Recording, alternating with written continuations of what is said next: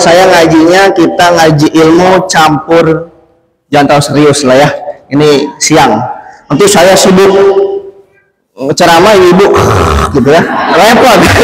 Kita ngaji santai aja gitu. Siap ibu? Ya. Dan sebelum dimulai, semoga kita diistiqomahkan oleh Allah Subhanahu wa taala untuk duduk di majelis ilmu, duduk di majelis zikir. Amin amin ya rabbal. Ibu, kalau saya dipanggil Ustadz, berat pala saya kalau dipanggil Ustadz. Kenapa Bu? Saya umurnya masih 22 tahun. Umur saya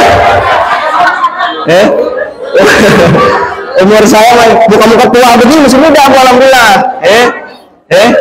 Umur saya masih 22 tahun. Cuman karena udah sering ceramah jadi panggil Ustadz. Tapi nggak pantas dipanggil. Panggil aja Mas Adli gitu. Atau Abang Adli gitu. Saya enak ibu aja, mau jadi mantu juga boleh, silakan bercanda ya. Kita lanjut. Alhamdulillahirabbil alamin, hamdalan wa nasta'inuhu wa nastaghfiruh wa na'udzu billahi min shururi anfusina wa min sayyiati a'malina, may yahdihillahu fala mudilla lahu wa may yudlil fala hadiya lahu.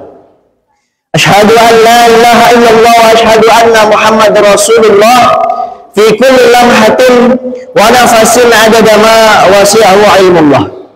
Ibu-ibu yang dirahmati Allah Subhanahu wa taala, banyak-banyaklah kita memuji bersyukur kepada Allah yang mana telah memberikan kita nikmat sehingga kita masih bisa duduk berkumpul di tempat yang agung dan mulia ini. Alhamdulillah. Ini pengajian ibu-ibu RW berapa?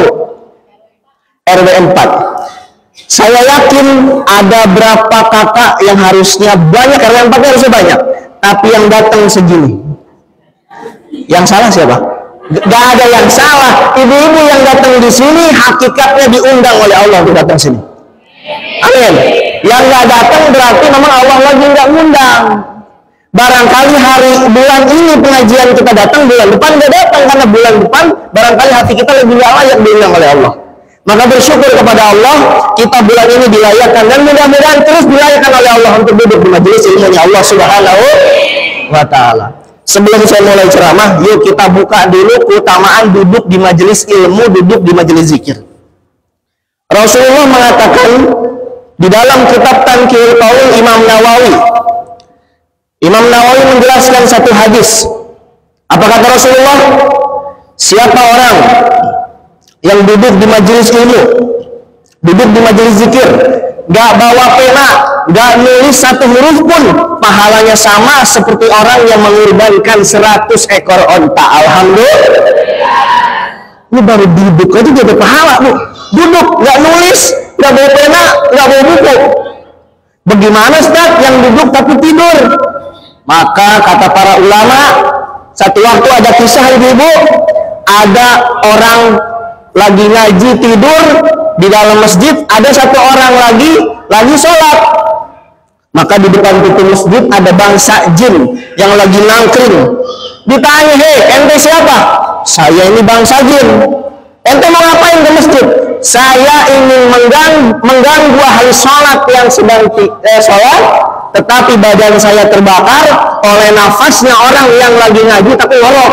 Wah, ibu-ibu ngorok itu bisa ngebakar setan. Ngorok di majelis ilmu, ngoroknya aja ngebakar setan. Bagaimana cengar-cengar itu bahasa Sunda, segernya, tahmidnya, tahlilnya, tasbihnya, zikirnya. Kalau nafasnya orang alim aja lagi ngaji ngebakar setan, bagaimana dengan baca Qur'annya, bagaimana dengan zikirnya? Alhamdulillah.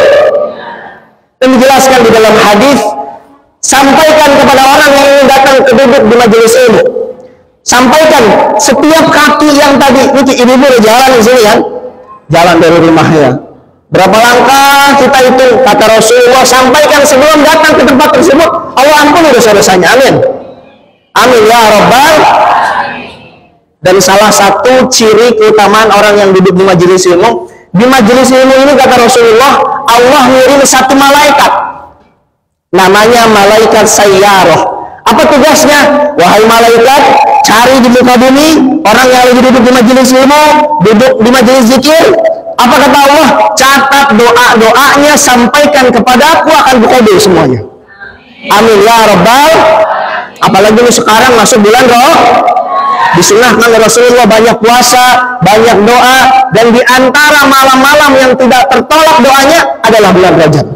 Maka ibu-ibu kalau punya hajat banyakin digeber malam Rajab.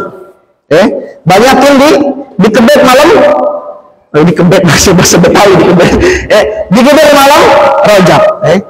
Kalau malam Rajab usahain tidurnya dikurangin, banyakin zikir, banyakin wirid. Jemaah yang dirahmati Allah Subhanahu wa taala, pada kesempatan kali ini kita akan membahas tentang keutamaan taubat.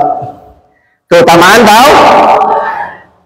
Jemaah yang dirahmati Allah, ini kita hidup, ada yang duduk di sini umurnya ibu-ibu 70 tahun, 60 tahun, 80 tahun, 50, mungkin ada yang 30. Setiap detik, setiap menit, setiap jam, setiap hari, setiap minggu, setiap bulan, setiap tahun kelak akan dipertanggungjawabkan di hadapan Allah Subhanahu wa taala. Ibu, setiap huruf yang keluar dari mulut kita, setiap gerakan yang kita lakukan di dalam jasad kita, ini nanti ketika di sidang badan kita, fulan, dipakai apa aja tangan kamu? Mulut kita bungkam 1000 bahasa, tangan kita ngomong, ya Allah, ini saya tangan dipakai sama si fulan untuk baca Quran, untuk nolong orang, banyak sedekah. Kaki ditanya, hei kaki, coba kamu sebutin amal si fulan ini ngapain aja ketika hidup di dunia. Ya Rob, saya ketika hidup di dunia jalan menuju majelis ilmu, jalan menuju majelis zikir, jalan kepada tempat-tempat yang kau ridhoi, maka semua organ tubuh ini akan menjadi saksi di hadapan Allah. Bahkan setiap pasir yang kita injak, butiran debu yang kita injak, pohon-pohon yang kita lewati akan menjadi saksi kita akan baik atau tidak kembali tempat kita ke hadapan Allah Subhanahu wa taala. Ini maka di bulan Rajab ini salah satu amalannya, si ahli mayit yang sudah mendahului kita itu menunggu amalan-amalan kita. Dulu yang dijelaskan, rumah orang beriman di dalam kitab Fathul Mu'in, syarah dari kitab I'anatul Talibin, juz kedua, karangan Syekh Abu Bakar bin Syato. Beliau menjelaskan setiap malam ruh orang beriman Allah kembalikan ke rumahnya yang sudah meninggal. Ruh orang yang sudah meninggal sama Allah dikasih kebebasan. Kamu balik, samperin rumah kamu. Jadi setiap malam ibu-ibu, ruh orang beriman itu sama Allah dikasih kebebasan, suruh balik di depan rumahnya. Ketika dia berdiri di depan rumah kita, barangkali orang tua kita yang serumah sama kita udah meninggal, ibu kita sudah meninggal, setiap malam mereka diberikan kebebasan untuk ziarah ke kita yang masih hidup. Lalu mereka berkata dengan nada yang sedih 1000 kali, wahai ahli rumahku, wahai orang-orang yang tinggal bersamaku, wahai anak cucu keturunanku, wahai orang-orang yang menggunakan pakaianku, tidaklah kalian kasihan terhadapku, tidaklah kalian mengambil pelajaran dari diriku. Aku ini ada di benteng yang kokoh, itu kata orang-orang yang sudah meninggal.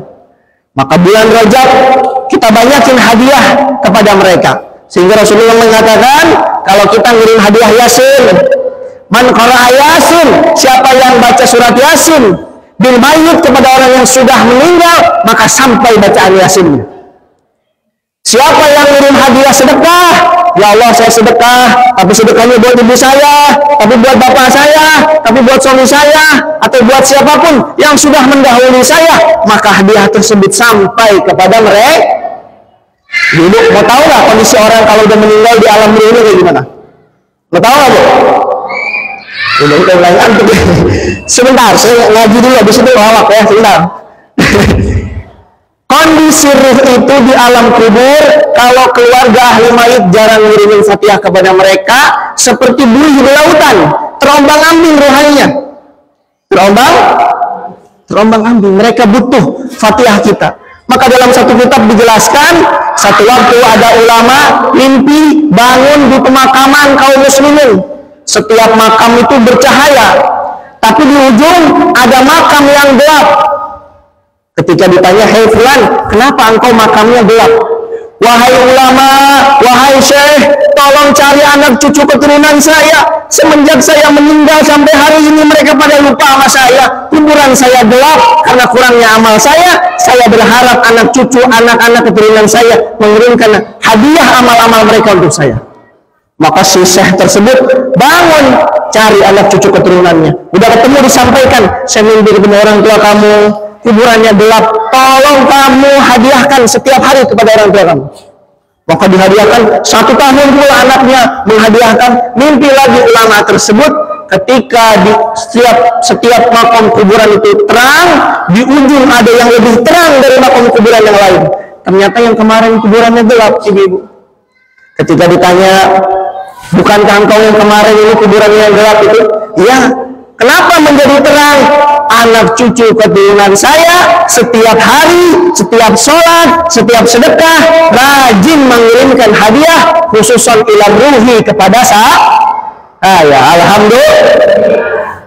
Ibu-ibu, jangan karena kita ngerasa seger terus kita ngerasa mati sih masih lama Mas Adli. Mati masih lama, mati mengacak, bro. Mati tidak ada notifikasi, tidak ada konfirmasi. Nggak ada pembentukan panitia mati malaikat, nggak ada. Maka para ulama bilang, apa sih alamat kematian? Alamat kematian kita ambil pelajaran dari Nabi Allah Adam. Suatu waktu Nabi Adam disamperin sama malaikat maut. Malaikat maut, ngapain anda datang ke saya? Wahai Adam, aku disuruh menjemput ruh engkau kembali kepada Allah. Maka dijelaskan oleh siapa? Nabi Adam, panjangkan umur saya 30 tahun lagi, tapi ketika engkau ingin mencabut nyawa saya, kamu konfirmasi dulu sama saya. WA dulu lah minimal. Bahasanya begitu. 30 tahun berjalan, datang lagi malaikat maut. Nabi Adam bingung, kenapa kamu nggak ada konfirmasi ke saya? Maka dijelaskan oleh malaikat maut, wahai Nabi Adam, aku sudah mengirimkan alamat kematian kepada dirimu. Apa kata Nabi Adam, alamat kematiannya apa? Uban yang ada di rambutmu itu adalah undangan kematian dari Allah. Nikmat sehat yang berkurang dalam jasadmu itu adalah undangan kematian juga dari Allah. Kalau dulu makan apa jadi hantem, Bu. Sekarang udah masuk umur 40 tahun, makan yang berminyak dikit, pala puyeng. Iya, Bu. Makan yang manis-manis dikit, pala puyeng. Kolesterol, lemak, udah macam-macam, udah umur 40 tahun. Ini ujian tentang menjaga kesehatan yang diberikan oleh Allah Subhanahu wa taala kepada kita. Jemaah yang dirahmati Allah Subhanahu wa taala. Maka dari itu jemaah, kalau kita ziarah kepada orang yang sudah mendahului kita ziarah kepada mereka, assalamualaikum ya ahli kubur. Assalamualaikum wa ahli kubur. Kalau kita ziarah, di dalam hadis, ruh orang yang meninggal itu Allah kembalikan, disuruh jawab salam kita. Ibu, alhamdulillah, ini nggak kedengeran, Bu. Ibu kebayang pergi ziarah, assalamualaikum, waalaikumsalam, nggak kedengeran. Wah, ada yang jawab, repot dulu. Insya Allah nggak ziarah lagi, saya jamin. Maka ruhnya Allah suruh jawab, assalamualaikum. Kalau dia jawab nggak kedengeran, nggak apa-apa. Yang bahaya, yang repot kalau dia jawab kedengeran sama kita. Waalaikumsalam, makan yang mana yang jawab? Ya, Bu. Nah, inilah fadilah kita ziarah kepada mereka. Maka zikr salihin tatanazzalur rahmah, zikrul maut yuqarribukum minal jannah. Kalau kita udah masuk umur 40 tahun, masih sibuk nyari dunia, sibuk curi sama orang, sibuk berdoa sama orang, padahal umurnya udah 40 tahun, udah capek ngejar dunia. Padahal yang harus kita ingat, kalau udah masuk umur 40, 50, ingat Rasulullah mati umur 63.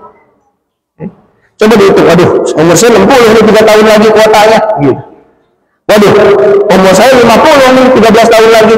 Coba dihitung-hitung. Barangkali saya pernah ibu-ibu ceramah. Saya tadi sebelum rumah ibu-ibu, saya mondok dari SD. Saya mondok 12 tahun sampai kuliah. Saya mondok di SD. Tadi sebelum rumah ibu, dulu waktu kecil saya ketika dipondokkan oleh orang tua saya ini asli Purati. Lahir brojol di Purati, kecil di Purati, hilang 12 tahun mondok, balik lagi sekarang di sini. 12 tahun mondok, hilang lagi, balik lagi di sini. Dulu 2 tahun mondok, saya di Ustadz Yusuf Mansur 2 tahun SD. Lalu 10 tahun di Tasikmalaya. Ketika saya di pesantren kan di Tasikmalaya, saya nangis di mobil 7 jam. Karena bocah di pesantrennya tuh bukan lagi satu kota, udah beda provinsi. Ini provinsi Banten, lalu provinsi Jawa Barat. Wah, emak gue jahat di dalam hati saya gini. Wah, bapak gue jahat. Wah, nangis saya. Oh, jahat, saya dibuang gitu. Dibuang, wah gue gak mau. 10 tahun saya mondok sampai lupa muka emak saya. 10 tahun mondok lupa muka emak saya. Nelpon jarang. Ibu, paling ngirimin bekal doang gitu. Oh, ini kok apa ini kok nggak dijenguk nih, udah gimana betul? Itu gimana orang tua sini nggak kelihatan begini infonya? Megang HP nggak boleh di pondok. Lalu habis binikmah saya ceramah, saya dakwah udah mulai dari umur 18 tahun. Sudah keliling majelis taklim yang ada di Tasikmalaya, Ciamis, sudah mulai diundang-undang orang, dari umur 18 tahun. Maka kemarin saya balik, diundanglah saya ngisi tabligh akbar di Masjid Baitul Hikmah. Dan saya ceramah itu lancar, berkah daripada doa orang tua ternyata. 10 tahun yang lalu ketika orang tua saya mondokin, saya nggak pernah nanya macem-macem. Ketika saya udah bisa lancar ceramah, saya tanya sama orang tua saya, "Mah, ya, coba kira-kira ada amalan apa yang bikin abang ini lancar menyampaikan ilmu kepada orang lain? Ada amalan apa yang membuat anak mamah ini sama anak ayah ini ilmunya manfaat?" Ternyata dulu dicek orang tua saya pernah mewakafkan tanah ke pondok pesantren 2000 meter. Di hati ibu saya cuma ngomong, "Ya Allah, saya wakafkan tanah 2000 meter, saya pengen anak saya jadi ahli agama di kemudian hari." 10 tahun yang lalu doanya, hari ini makbul. Ini pentingnya ibu-ibu mendoakan anaknya, barangkali karirnya belum bagus. Doa ini kepada anaknya seperti doa Nabi untuk umatnya, pasti diijabah, tidak ditolak. Amin. Jangan amin dong, doain anaknya. Pasti nggak bakal ditolak. Maka saya hari ini merasakan manfaat doa daripada ibu saya. Dan saya tanya, ternyata ibu saya setiap malam Lailatul Qadar, setiap malam Nisfu Sya'ban, setiap malam Rajab, ibu saya kholwat itu gak tidur wiridan sampai subuh. Siapa yang mendoakan? Kami, anak-anaknya. Ya Allah, jadikan anak-anak saya orang-orang yang faham akan agama, mereka orang-orang yang akan menghidupkan agama di kemudian hari. Hari ini saya menerima buah dari doa ibu saya. Maka ibu-ibu, kalau mau cari barokah, kata para ulama, malaikat yang Allah turunkan di muka bumi yang wujud itu ibu kita sendiri. Malaikat yang wujud yang Allah turunkan ke muka bumi itu ibu kita sendiri. Maka Sayyidina Ali pernah ditanya, "Wahai Sayyidina Ali, bagaimana aku ingin melihat Allah itu lagi senang sama saya, apa enggak? Allah itu lagi senyum sama saya, apa enggak?" Kata Sayyidina Ali, "Maka lihatlah ketika ibumu senyum, maka Allah sedang tersenyum kepada engkau. Ketika ibumu marah, Allah pun sedang marah kepada engkau." Duduk. Rajin duduk di majelis ilmu? Rajin duduk di majelis zikir? Belum sarapan. Oh iya benar ya. Ayo kita lanjut ngajinya. Bu, ternyata di batin kita bisa terkena penyakit batin. Penyakit batin apa aja? Ulama ahli batin menjelaskan penyakit batin itu ada 9. Banyaknya omong itu mengeraskan hati. Banyak makan mengeraskan hati.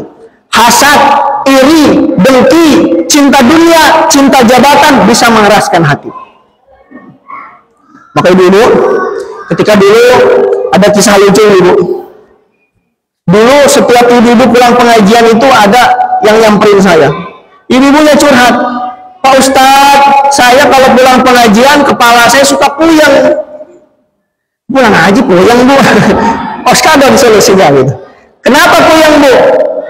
Ibu emang cek ke dokter, saya bilang. Ibunya ngecek ke dokter. Dokternya cerita sama saya, Oh, ibu ini punya penyakit kolesterol enggak? Enggak. Habis makan jeroan apa enggak? Enggak. Habis makan tetelan apa enggak? Enggak. Habis makan yang berminyak apa enggak? Enggak. Kenapa tuh puyeng? Ternyata pulang ngaji ngeliat tetangganya pakai cincin emas. Lalu dokter spesialis ngomong, oh ibu mah lagi banyak pikiran. Bukan banyak pikiran, dokter mah males ngomongnya, bahasa ustadznya busuk hati. Bahasa ustadznya, bahasa agamanya. Yang kita juga kalau lihat ngaji jangan segala dipakai. Ngaji mengaji, bukan mau pamer. Jangan mentang-mentang baru dapat gusuran tol emas. Wah, semua cincin emas 5 dipakai. Nanya, majelis taklimnya di mana ya? Gitu. Igerah ya. Pakai cincin sebenarnya rantai. Aduh. Menimbulkan rasa iri kepada orang lain dan menimbulkan penyakit batin terhadap orang. Bahaya apa enggak? Bahaya ini. Makanya kita punya nikmat itu harus dijaga. Jangan sampai waduh repot lah. Udah kayak gitu, iri dengki nggak terlihat. Kalau penyakit yang zahir, kena ginjal, darah tinggi, apalagi gagal ginjal, liver, kedeteksi. Kalau penyakit batin nggak kedeteksi. Mungkin fisiknya biasa aja, bagus rumahnya, dalam artinya bersumpahin kebakaran rumah lu. Kan begitu. Kadang tetangga ini, coba lihat ibu-ibu kalau main TikTok, ini saya live TikTok. Silakan ibu-ibu kalau mau lihat kajian-kajian ilmu saya ada di TikTok saya. Like, comment, and subscribe. Adli Hakim Al-Ansori namanya. Jadi silakan cek di TikTok saya, ini banyak potongan-potongan ceramah saya. Ada tetangga bu di Sidoarjo, tetangganya iri, rumah saudaranya dibeli sama tetangganya. Setiap hari dia BAB dibuang ke rumah tetangganya. La ilaha illallah. BAB dibuang, kencingnya dibasongi dibuang ke tembok tetangganya. La ilaha illallah. Ini itu kalau penyakit hati, bukan ngejangkit hati kita. Tetangganya dilaporin ke polisi. Apa bu? Dipenjarain 1 bulan. Tetangga yang lain syukuran makan. Mudah-mudahan saya yakin di RW 4 nggak ada tetangga begitu, amin. Mudah-mudahan kita tidak gampang iri dengan nikmat orang lain yang ada di dalam diri orang. Dulu yang paling berat itu menerima ibadah paling mahal, itu menerima takdir sendiri. Jangan iri bu, jangan iri. Mas Adli kok ini orang jarang sholat, jarang ke musola, jarang ke masjid, duitnya banyak, rizkinya lancar, karir anaknya bagus. Saya curiga nih orang punya pabrik tuyul. Ya bu, kok aman-aman aja hidupnya, hati-hati. Barangkali kulitnya kedoknya nikmat, tetapi sesungguhnya Allah memberikan nikmat kepada dia, biar Allah pengen dia jauh dari Allah. Kalau bahasa Betawinya, lu gua kasih nikmat, tapi lu jangan deket-deket sama gua. Nah, itu bahasa yang Allah berikan kepada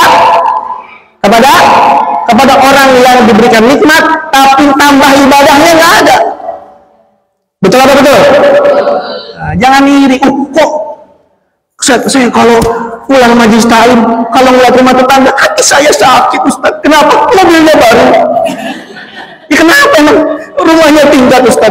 Itu ada yang lebih sakit hati lagi. Kenapa? Suaminya baru, Ustaz, katanya. Ibu-ibu jangan tersenyum.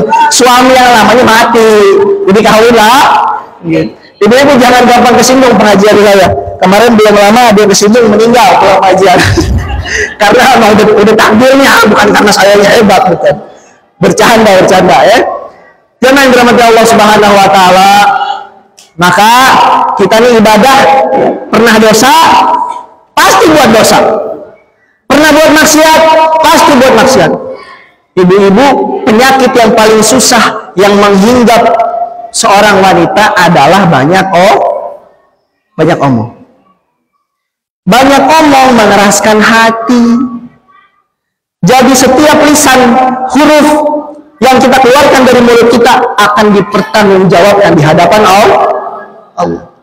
Jadi hati-hati kita ngomongnya dijaga. Lidah ini tidak bertulang, tapi kalau lidah kita sudah bicara, masuk ke dalam hati orang, menggores hati orang, melukai hati orang, terbawa sampai yaumul kiamah. Saya nggak mau maafin dia, Ustaz. Jadi nanti kalau lebaran minta maafnya via status, minal aidin wal faidin, mohon maaf lahir dan batin, tapi batin saya tidak akan memaafkan kamu. Nah, status doang, sorry kalau kata Prabowo gitu, sorry gitu, nggak bakal dimaafin. Wah, ini manusia begitu. Kalau kita pengen nikmat orang lain itu hilang karena kita iri, hati-hati dulu. Maka ibadah yang paling besar di akhir zaman adalah menerima takdir. Ada kisah ibu, ini pentingnya kita duduk sama orang soleh. Satu waktu dikisahkan satu waktu di zaman Imam Abu Hanifah. Imam Abu Hanifah ini ulama yang orang soleh di zamannya. Orang soleh di zamannya. Datang satu bapak-bapak, orang tua, ngadu kepada Imam Abu Hanifah. Wahai Imam, anak saya ini perawan tapi kesurupan mulu. Anak saya ini seperti ada yang ngerjain. Tolong Imam, gimana ini? Di dalam tubuhnya ada jin. Maka Imam Abu Hanifah ini orang soleh, ngasih sendal. Ini sendal, kasih ke orang, ke anak kamu. Sampaikan bilang, salam dari Imam Abu Hanifah. Ketika anaknya di rumah, di pojokan rumah, dikasih sendal. Maka orang tuanya ngomong, hei fulan, jin yang ada di dalam tubuh anak saya, lu mau keluar dari badannya apa buat tabokin pakai sendal Imam Abu Hanifah? Jinnya langsung keluar. Barokah sendalnya orang soleh. Ketika Imam Abu Hanifah meninggal, barokahnya udah hilang, anaknya kesurupan lagi. Maka dipinjam lagi sendalnya, ketemu lagi sama anak lagi kesurupan. Jin, lu mau keluar apa enggak? Apa buat tabokin pakai sendal Imam Abu Hanifah? Jinnya enggak keluar. Itulah barokahnya istiqomah. Kalau ibu-ibu istiqomah, kata Rasulullah, al istiqomah khairum min alfi karomah. Istiqomah lebih baik daripada 1000 karomah. Siapa orang-orang yang ciri orang yang Allah berikan perhatian ketika kakinya tidak berat melangkah ke masjid, kakinya tidak berat ketika melangkah ke majelis ilmu? Maka bulan Rajab ibu-ibu banyak sholawat. Ibu-ibu barangkali ada yang dari Jawa Tengah, Jawa Timur, merantau ke Tangerang sudah puluhan tahun. Ingat sholawatan di kampung. Salatullah, salamullah, Rasulullah, salatullah, ala habibillah. Lanjutin. Sini habibillah, tawasalna bismillah wa bil habib rasulillah wa kulli mujahidinillah ya hilbat ya Allah ya ahlil badri ya Allah. Saya tanya sholawat ini sama teman saya yang kuliah di Mesir, ada nggak sholawat ini?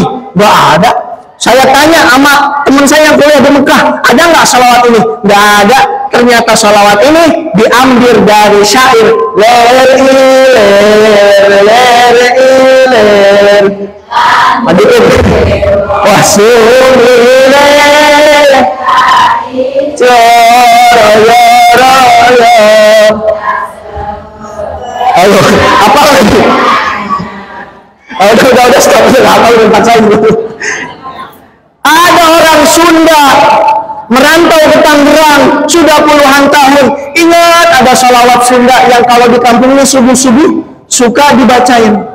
Allahumma sholli wa sallim ala sayyidina wa lana Muhammadin adha ma fi'il lillahi salatan daimatan Mulkil hati. Baca sholawat boleh pakai langgam apapun selagi itu sholawat. Tapi kalau udah baca Quran nggak boleh pakai langgam Jawa. Coba, ibu-ibu, saya ini imam tetap di Masjid Baitul. Saya belajar bacaan Quran. Maka kalau baca Quran ada ilmunya, nggak boleh mentang-mentang orang Jawa pakai langgam Jawa. Alhamdulillahirabbil alamin. Wah, dosa itu begitu baca Quran, hati-hati. Ar-Rahmanir-Rahim. Malik yaumiddin. Iyyaka na'budu wa iyyaka nasta'in. Malah nyindir ya taunya. Itu nggak boleh dosa. Selagi masih syair sholawat, baca maulid berjanji, baca maulid simpul duror, baca maulid ad-dibai, itu pakai lagam-lagam daerah, silahkan. Tapi kalau udah masuk bab Quran, nggak boleh. Tidak boleh. Ada lagi sholawat dari Jawa Timur, ibu-ibu merantau ke Tangerang, ada syair, ada sholawat. Allahumma sholli wa sallim ala sayyidina Muhammad wa maulana Muhammadin. Allahumma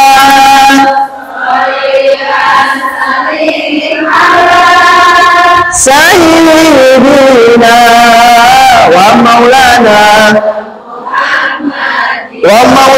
Muhammadin adadama fi'illahi salatan daimatan bidawamil mulkilati salim salatan daimatan bidawamil mulkilati. Perbanyak sholawat di bulan Rajab. Kata Rasulullah, man shalla alayya wahidatan sallallahu alaihi wasallam. Siapa yang sholawat kepadaku satu kali, Allah menyebut-nyebut namanya 10 kali di langit. Amin.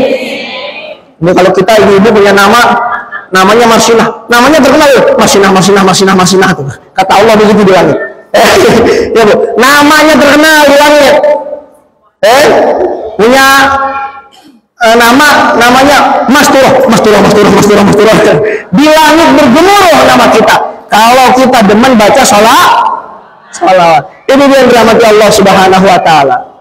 Maka dari itu, kalau kita punya dosa harus tobat. Kita ini makomnya makom tobat sambal. Apa itu tobat sambal? Udah tahu salah, cobain lagi. Salah, cobain lagi. Tahu sampai pedes, aduh pedes, tapi enak. Makom tobat kita tobat sambal. Ibu, salah, tobat lagi. Tapi lebih baik daripada tidak tobat sama sekali. Dan ciri orang yang diterima tobatnya oleh Allah, ketika ia lanjut maksiat, udah nggak enak di batinnya. Aduh, kok udah nggak enak ya saya maksiat. Dulunya tukang mabok, dulunya tukang judi, dulunya tukang zina. Ketika melakukan aktivitas itu, ketika dia sudah tobat, tidak ada rasa nikmat lagi di dalam hatinya. Syarat tobat yang pertama, i'tiraf, ngaku di hadapan Allah. Apa itu i'tiraf? Ngaku. Maka ada syair Abu Nawas, ilahi las tulil fi radaw si anam wala aqwa alannarin jahili. Kata Abu Nawas, dosa-dosaku bagaikan pasir di pantai. Dosa-dosa kita bagaikan pasir di pantai.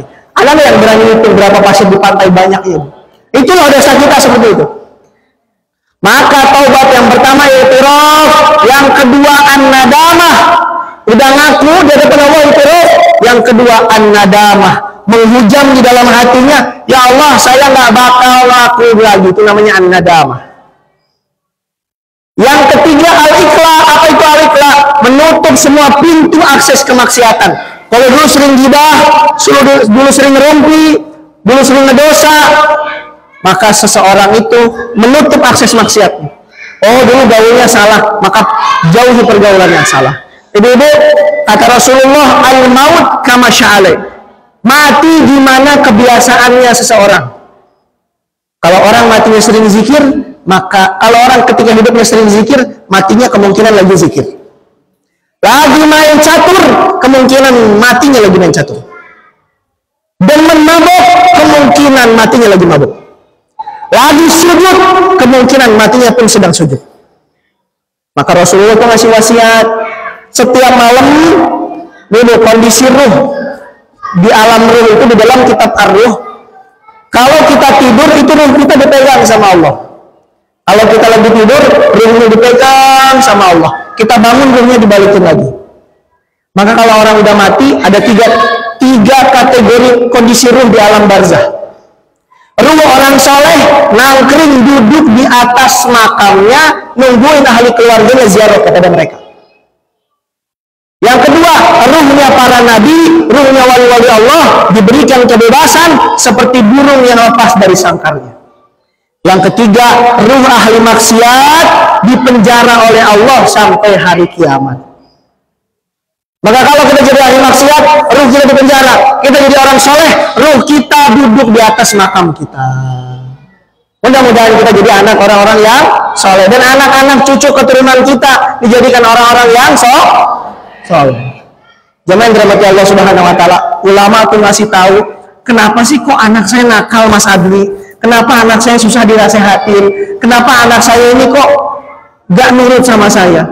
Ulama ahli tasawuf ngasih tahu, anak itu ketika nakal bukan salah daripada anaknya. Barangkali kata para ulama itu adalah wujud doa atau wujud dosa kita di masa lalu yang belum pernah kita tobatin. Gak semua dosa kita tobatin, ada yang kita lupa dengan dosa kita lupa gak tobatin. Maka jadi wujud sifat buruk terhadap anak kita yang mendarah daging terhadap mereka. Maka yuk hari ini kita bareng-bareng taubat. Nanti di akhir kita zikir bareng-bareng, kita istighfar bareng-bareng. Semoga kita semuanya pulang dari majelis ini hatinya bersih lagi, amin. Pulang dari majelis ini hatinya kembali menjadi suci lagi, amin. Dan pulang dari majelis ini doa-doa kita dikabul oleh Allah Subhanahu wa Ta'ala, amin ya rabbal alamin. Amin aja dulu Bu ya. Amin, banyakin amin ya. Amin aja dulu. Jamaah yang dirahmati Allah Subhanahu wa Ta'ala. Maka kita jangan terlalu sombong atas nikmat yang Allah berikan kepada kita. Oh, saya masih sehat, Pak. Saya masih sehat, Mas Adli. Umur saya masih 40, umur saya masih 60, umur saya masih 70. Saya jarang kena sakit. Fir'aun nggak pernah sakit, Bu. Mati ya. Fir'aun nggak pernah sakit. Terus ibu-ibu sekarang ngerasa sehat bangga gitu. Fir'aun. Berarti ibu-ibu siapanya Fir'aun? Kalau hati-hati, sehat itu juga ujian buat kita. Istiqomah majelis ilmu ujian buat kita. Jangan hari ini kita datang majelis ilmu lewat rumah tetangga yang lagi nggak bisa datang. Dia mah tidak dipilih hatinya oleh Allah. Waduh, repot lagi ini. Saya yang dipilih oleh Allah untuk ngaji di sini. Baru sholat rajin sehari 5 waktu tepat waktu, dalam hatinya udah ngomong sambil sholat, Allahu Akbar. Kayaknya ibu-ibu RW 4 nggak ada yang lebih rajin dari saya. Waduh, repot ngaji begitu. Hati-hati, ada udang di balik batu dari setiap amal yang kita lakukan. Orang rajin sholat, ngerasa, oh saya harus sholat, saya harus sedekah, saya harus zakat, saya harus wirid, saya harus zikir. Ternyata amalnya tertolak di hadapan Allah. Kenapa, Bu? Karena niatnya ingin dipuji oleh manusia. Pegel, Bu, ibadah pengen dipuji sama mulut manusia mah nggak ngasih apa-apa. Nggak bisa bayar token listrik dipuji manusia mah. Betul? Nggak bisa beli beras dipuji sama manusia mah. Puasnya cuma di hati sebentar, besok juga dia bisa jadi benci sama kita. Itulah sifat manusia. Kapan batas taubat kita diterima oleh Allah? Malam yudharhir, sebelum nyawanya ditenggorokan.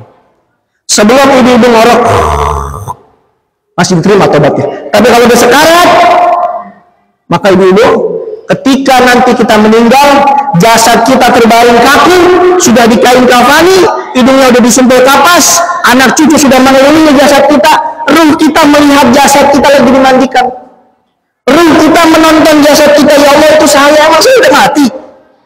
Dikain kafani, dimandikan, diangkat jenazahnya ke keranda. Ketika diangkat, ruh kita berteriak, anak cucuku, tetanggaku, saudara-saudaraku. Kalau amal kita kurang, kita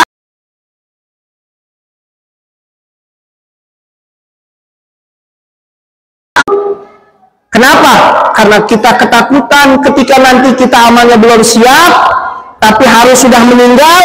Allah perlihatkan tempat kembali orang-orang yang amalnya sedikit, kufrah min kufarin mirat, lubang di antara lubang-lubang neraka. Nauzubillah min dzalik. Tapi kalau kita sering rajin di majelis ilmu, rajin di majelis zikir, rajin sholat, rajin wirid, rajin puasa, rajin taubat, ketika mati, bahkan ruh kita senang atas kematian kita. Datang nanti satu malaikat, assalamualaikum ya ahlul jannah, selamat bahagia wahai ahli surga. Ketika nanti kita di alam kubur, datang satu sosok wangi, sosoknya ibu. Kalau kita udah di alam kubur, udah pindah alam, datang satu sosok putih wangi. Ketika kita tanya, hei, engkau siapa? Aku ini amal engkau ketika di dunia, wahai fulan. Kalau kita nggak ahli maksiat, datang satu sosok hitam besar, bau busuk. Ketika kita tanya, engkau ini siapa, hai fulan? Aku ini adalah dosa-dosamu ketika di dunia. Maka hati-hati dengan setiap lisan kita, setiap tangan kita yang kita gunakan. Makanya orang kaya ini bu, orang kaya orang yang paling terakhir masuk surga. Orang miskin orang yang pertama masuk surga. Sekarang saya kasih pilihan, milih miskin syukur apa kaya syukur? Wah, miskin syukur. Coba lu, miskin syukur atau kaya syukur? Ya kaya syukur tak, kita mau udah belangsak di berulang masa mau miskin syukur. Kalau kita jadi orang yang kaya syukur, jadikan setiap harta kita adalah bentuk nafas perjuangan untuk agama. Bu, terakhir. Kadar keikhlasan kita itu bukan dari nominal uang yang kita kasih, tapi dari leganya hati ketika memberikan sesuatu. Contoh, kotak amal majelis taklim lewat. Di kantong kanan 2.000, di kantong kiri 20.000. Contoh ini ya. Ketika kotak amal majelis taklim lewat, terjadilah perang batin. Kalau 2.000 kekecilan, 20.000 ada utang sayur tadi pagi. Dengan terpaksa memasukkan 20.000 dengan pedenya. Wah, kali-kalilah 20.000. Akhirnya pakai sendal sampai rumah kepikiran tuh 20.000. Kenapa gue masukin? Nanti besok bayar sayur gimana? Kegedean, akhirnya nggak dapat apa-apa. Tapi coba ibu pulang dari Alfamart, Indomart, Minimarket, ada kotak amal 100 perak, 500 perak dimasukin. Nggak ada tuh kita nagih sama Alfamart. Wah, Alfamart lu tahu diri lu, gue setiap hari sedekah ke sini. Nggak begitu kan? Kenapa? Nominalnya kecil tapi ikhlas, lebih baik daripada nominal besar tapi ngeganjal di hati sampai kiamat. Repot bu, lebih baik ngasihnya dikit tapi ikhlas. Makanya ikhlas itu di bawah makomnya. Makom ikhlas itu di bawah, ridho itu di atas. Kalau ikhlas itu begini, kita diadui nama tetangga, bu, ada yang ngomongin ibu tuh, nggak apa-apa, saya mah ikhlas, saya mah lagi susah mah ikhlas. Tapi lihat tuh kalau udah saya kaya ya, ikhlas tuh begitu. Ikhlas tuh begitu. Ikhlas awal ujungnya ngancem. Ikhlas. Tapi kalau ridho, bu, ada yang ngomongin ibu tuh, saya mau gimana Allah aja, itu mau ditakdir. Lisan dia yang berakhir Allah. Oh, kalau ikhlas, nggak apa-apa, saya mah ikhlas. Tapi dia yang dipuji itu ada yang beria dikit. Bu, saya nolongin, ibu ikhlas, saya ikhlas mas. Nggak apa-apa ikhlas. Masya Allah ibu orang baik, jumawa langsung. Rontok lagi amalnya tuh. rontok lagi amalnya. Maka ibu-ibu, apapun sesuatu yang kita kerjakan, yuk kita naikin makomnya, bukan hanya ikhlas tapi ridho. Kalau ada kotak amal, ibu kebayang, ada infak sedekah, wakaf kepada pesantren, bangun sebisa kita, beri sebisa kita. Kalau ya Allah, Mas Adi saya nggak bisa uang, tenaga, doa. Karena itu yang akan menjadi saksi di hadapan Allah Subhanahu wa Ta'ala. Kebayang ibu infak ke masjid beli semennya jadi temboknya jadi genteng, dipakai ibadah oleh orang-orang generasi sesudah kita ratusan tahun. Walaupun nimbangnya 10.000, amalnya tidak akan terputus sampai kita hari kiamat nanti. Amin ya Rabbal. Ibu-ibu ya, udah segitu aja. Biasanya ujian majelis taklimnya banyak penyakit kompilasi pada muncul biasanya. Kalau kelamaan ngaji. Kalau lihat sinetron, mau 3 jam. Kalau ngaji, aduh, kok kram.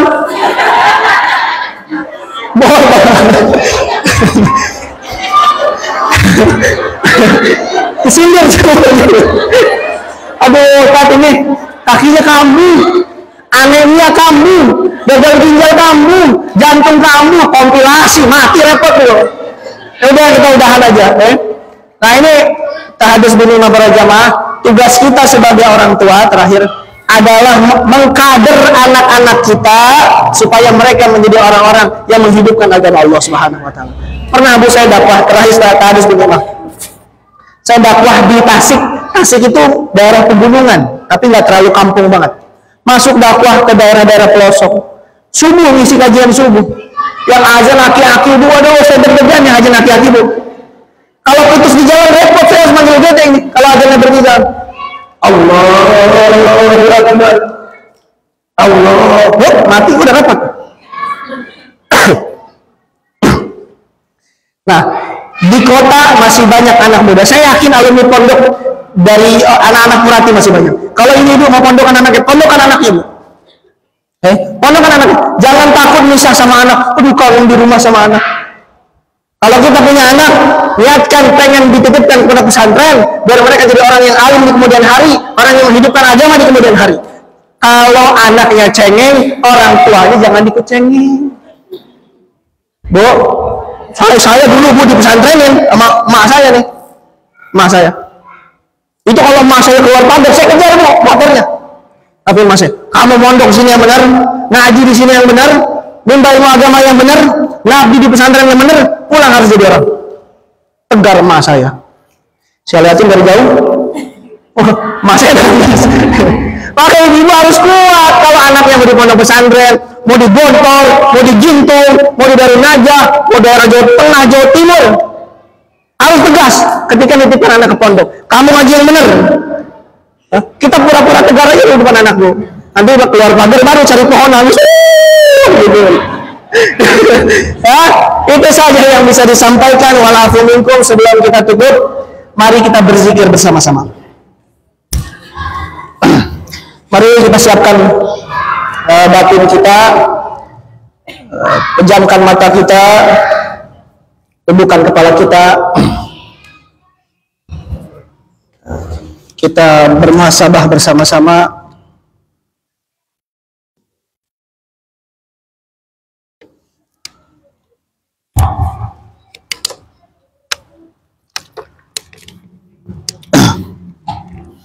Mari pejamkan kedua mata kita, hadirkan hati kita bersama Allah Subhanahu wa Ta'ala.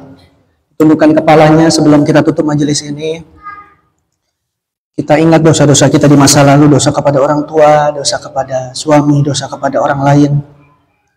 Dosa tidak bisa menjaga lisan kita, dosa tidak bisa menjaga panca indera kita. Mari kita dengar syair i'tiraf, silahkan dihayati syairnya, diingat dosa-dosa kita di masa lalu, dosa terhadap orang tua.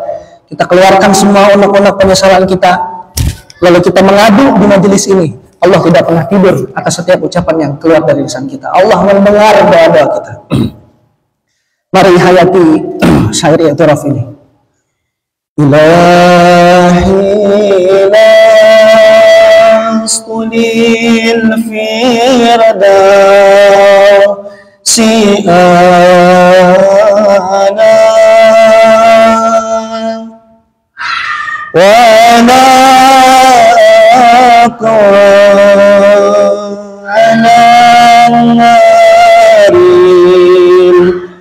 الجحيم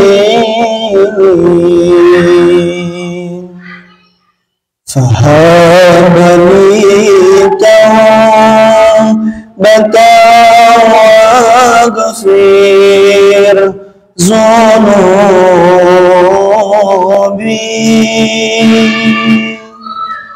فإن تغير الذنب العظيم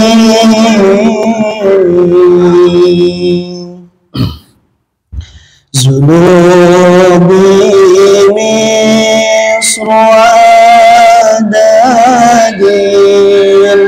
الرمال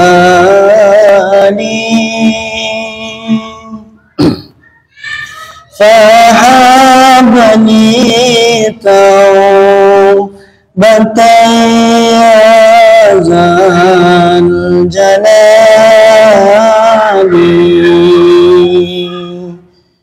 وأمري ناقص في كل يوم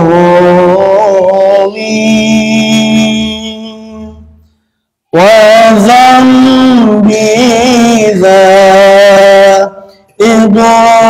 كيف تمالي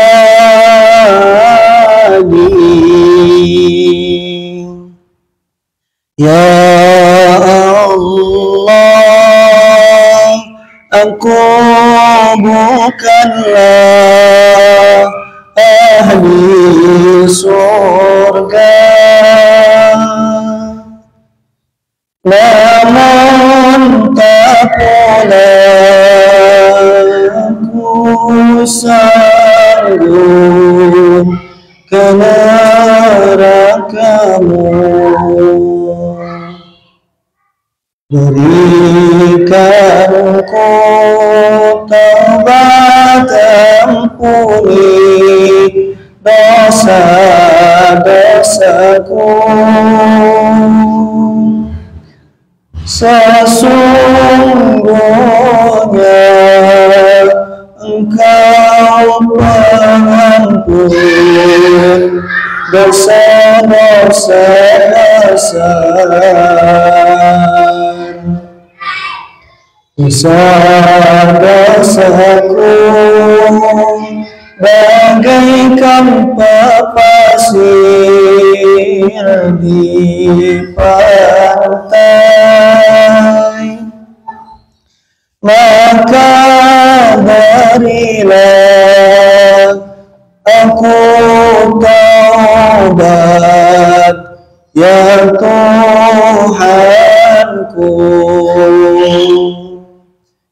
Sisa umurku terus berkurang setiap hari,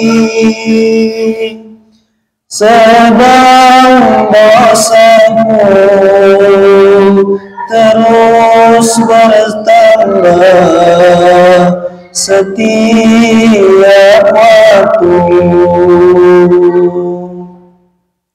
Wahai Tuhanku, ku memohon kepadamu, jika Kau ampuni, Engkaulah pengampun dosa-dosa besar. Jemaah dirahmati Allah Subhanahu wa taala. Mari kita bermuhasabah, kita berzikir bersama-sama. Bayangkan kalau kita sering mendengar di toa masjid dan mushola pengumuman kematian tetangga kita, inna lillahi wa inna ilaihi raji'un, telah meninggal fulan binti fulan. Yakinkan satu hari yang disebut bukanlah nama orang lain, hadirin, adalah nama kita yang disebut. Kematian tidak bisa mengenal hari, umur, waktu. Ada yang orang yang lebih muda yang banyak meninggalkan kita terlebih dahulu, dan ternyata kita yang lebih tua masih berikan Allah umur panjang. Jemaah yang dirahmati Allah Subhanahu wa taala. Bayangkan kalau satu hari ketika bendera kuning yang biasa kita datangi adalah tetangga kita, tapi bayangkan bendera kuning tersebut ada berkibar di depan rumah kita, dan yang meninggal adalah bukan orang lain tapi adalah diri kita sendiri. Amal yang belum banyak, istiqomah yang masih kurang, dosa yang begitu melimpah, istighfar yang jarang. Kematian adalah suatu kepastian. Kematian bukan sesuatu yang baku. Kelak setiap diri kita, kullu nafsin dha'iqatul maut, yang bernapas akan mencicipi kematian. Bayangkan ketika satu saat kita meninggal, ruh kita melihat jasad kita dimandikan, anak sanak keluarga tetangga kita memandikan jasad kita. Ketika dimandikan di kain kafan, anak-anak cucu suami istri kita menangis melihat jasad kita, tetangga kita menangis melihat jasad kita, ruh kita menyaksikan jasad kita sedang dimandikan, lalu dikafani, lalu disolatkan, lalu diangkat ke keranda. Ruh kita berteriak kalau ruh kita ruh yang soleh, sering duduk bersama orang yang soleh, sering duduk di majelis ilmu, sering duduk di majelis zikir, istiqomah sholatnya, maka ruh kita berteriak dengan sangat bahagia. Farhan, asyhadu farhan, bahagia ya Allah, aku bahagia ya Allah, karena dia tahu tempat kembalinya adalah raudhatun min riyadil jinan, taman-taman surga. Tapi bayangkan kalau kita tidak istiqomah sholatnya, kita masih belang-betong di dalam sholatnya, masih banyak maksiatnya, jarang istighfarnya, banyak dosanya ketimbang amalnya, lalu ruh kita dinaikkan ke keranda, digotong oleh anak cucu keturunan kita, digotong oleh tetangga-tetangga kita, ruh kita berteriak karena belum siap. Fa'aina tadhabun, mau dibawa kemana aku? Hai anak-anakku, wahai tetanggaku, wahai cucuku, berhenti, aku belum siap. Karena kita diperlihatkan tempat kembali, kufrah min kufarin lirat, lubang di antara lubang-lubang neraka. Jamaah dirahmati Allah, kita bayangkan wajah orang-orang yang telah mendahului kita. Barangkali kita sering ngaji bersama mereka, tetangga kita yang bulan kemarin masih duduk, tahun kemarin masih bisa menikmati majelis ta'lim, tapi hari ini orangnya sudah tidak ada. Orang-orang tua kita belum banyak berbakti kepada mereka, tapi orang tua kita sudah meninggalkan kita. Ikhwan fillah, jamaah dirahmati Allah Subhanahu wa taala. Maka dari itu mari kita zikrul maut, persiapkan kematian kita. Setiap tetesan air mata yang takut karena malu dosa-dosa kita di hadapan Allah akan menjadi penolong kita. Jadikan setiap air mata yang menetes dari mata kita adalah air mata yang kelak menjadi syafaat untuk kita.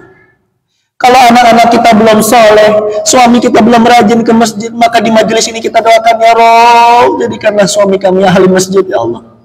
Ya Allah, anak cucu kami, ya Allah, kalau kami mati siapa yang mendoakan kami, ya Allah, kalau bukan mereka.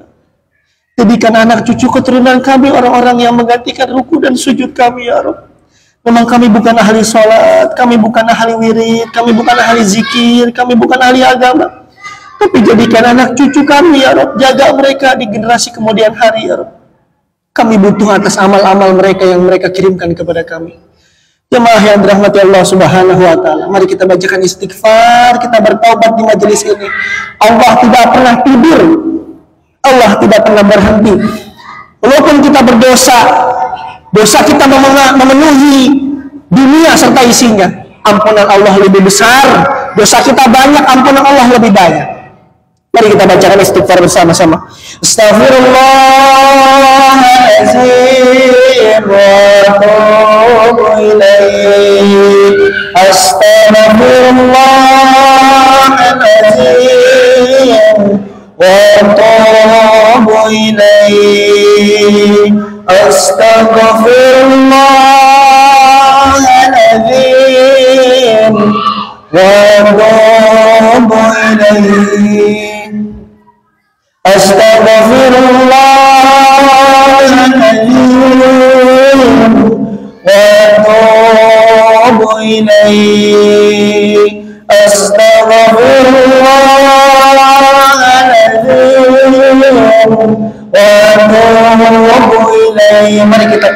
ucapkan istighfar bersama-sama.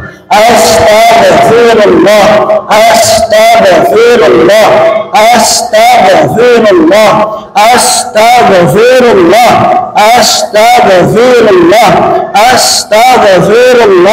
astaghfirullah, astaghfirullah, astaghfirullah, astaghfirullah, astaghfirullah, firullah, astaghfirullah,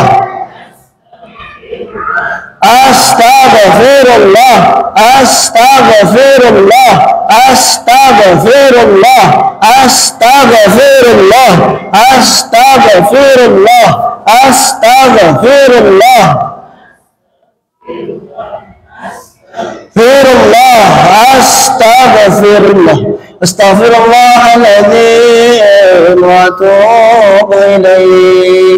Nabi mengatakan dalam hadisnya, man lazima istighfar ja'alallahu lahu daikin makhrajan wa min kulli hamin farajan wa razaqahu min haitsu la yahtasib. Siapa yang melazimkan istighfar sehari 100 kali, maka Allah permudah jalannya. Ketika datang masalah, Allah berikan jalan keluar, dan Allah berikan rizki dari jalan yang tidak disangka-sangka. Mudah-mudahan dengan istighfar kita Allah terima tobat kita, amin. Allah terima tobat kita, amin. Allah istiqomahkan kita menjadi orang yang ahli taubat. Sesudah membaca kalimat istighfar, mari kita membacakan kalimat tauhid, kalimat yang sering dibacakan oleh para nabi dan orang-orang pilihan. Afdhalul zikri fa'lam annahu la ilaha illallah, la ilaha illallah, la ilaha illallah, la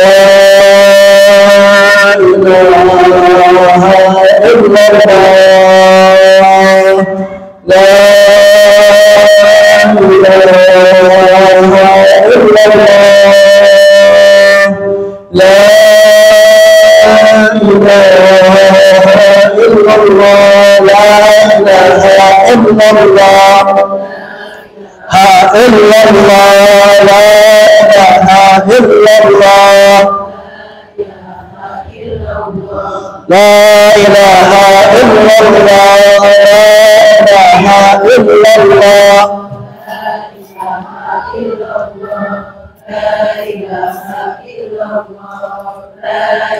ha illallah, la ilaha illallah,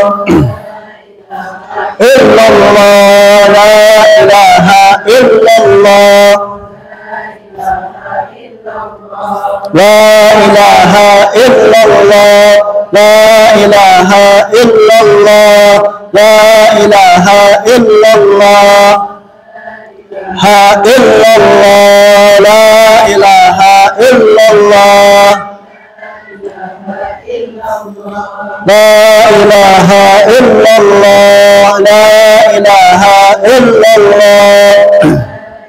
la ilaha illallah, la ilaha illallah,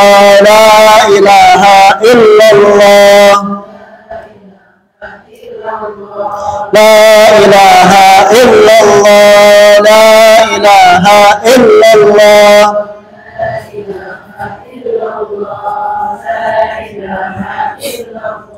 la ilaha illallah, la ilaha illallah,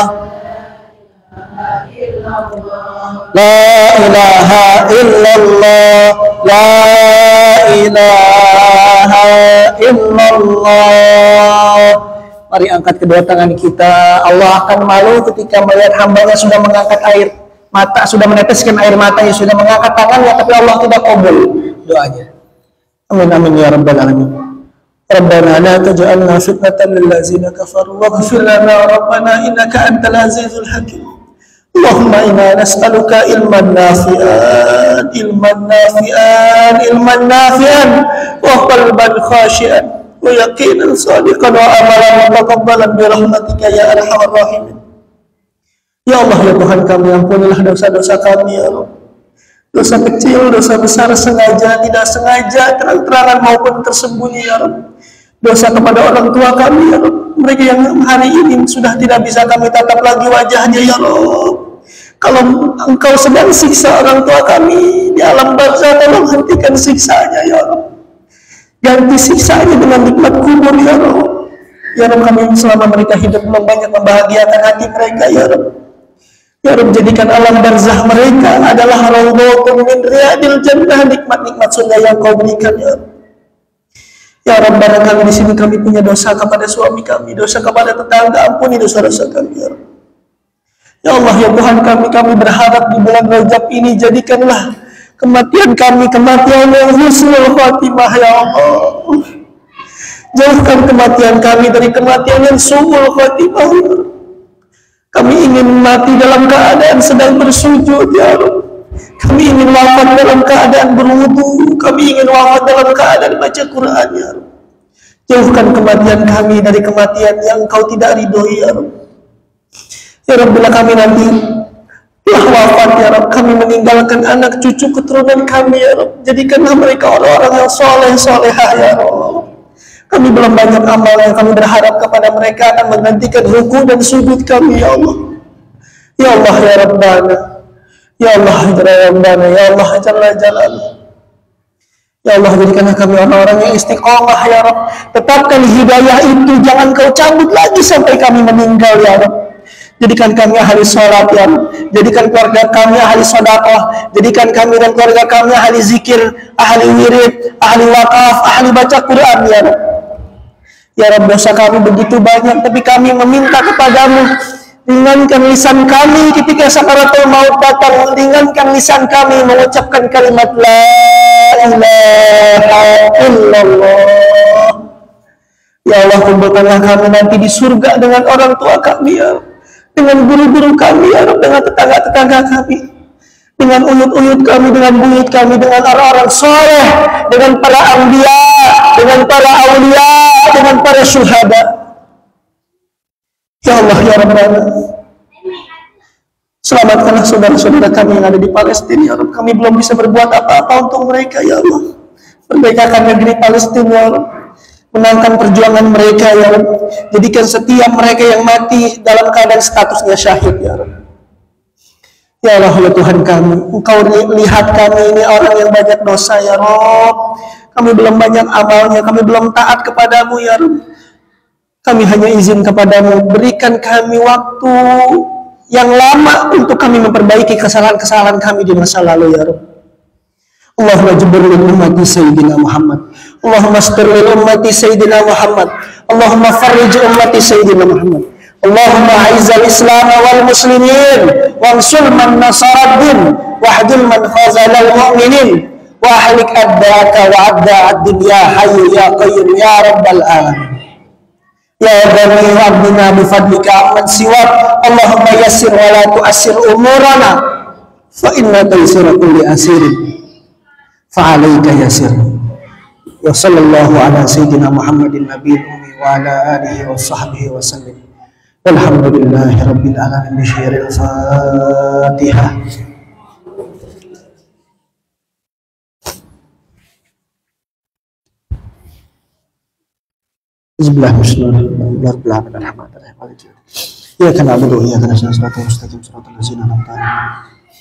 Itu saja yang bisa disampaikan dari saya. Kalau ada saya salah ucap, salah bicara, dan aku saya minta maaf. Kalau ada benarnya datang dari Allah, Rasul dan Guru. Kalau ada salahnya datang dari diri saya pribadi. Sebelum kita tutup, mari kita baca sholawat. Subhanallah walhamdulillah wa la ilaha illallah wallahu akbar. Subhanallah wa la ilaha illallah wallahu akbar. Subhanallah walhamdulillah wa la ilaha illallah wallahu akbar. Sallallahu rabbuna Nurul Mubin Ahmad Mustafa Sayyidul Mursalin wa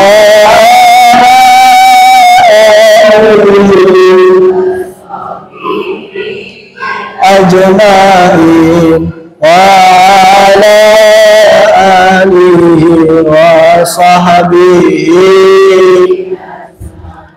hasbunallahu wa ni'mal wakil ni'mal maula wa ni'man nasir subhanakallahumma wa bihamdik asyhadu an la ilaha illa anta astaghfiruka wa atubu ilaik. Assalamu alaikum warahmatullahi wabarakatuh.